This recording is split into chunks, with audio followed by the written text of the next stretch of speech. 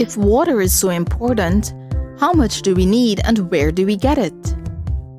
According to the National Academies of Sciences, Engineering, Medicine, the recommended adequate intake or AI values for total water is 1.7 liters per day for children 4 to 8 years old.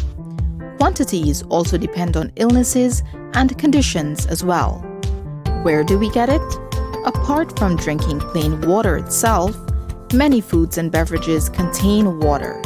Over 90% of watermelon, lettuce, and broccoli contain water. 75% to 90% of milk, orange juice, carrot, apple, cottage cheese, and yogurt contain water. Water can also be obtained from beverages like soda and slushies. Often, many of us add natural flavor to water with lemon, mint, or cucumber to add a variety throughout the day. So next time you're trying to make up your daily requirement of water, check some of these out. Hit the like and subscribe buttons for more videos like this.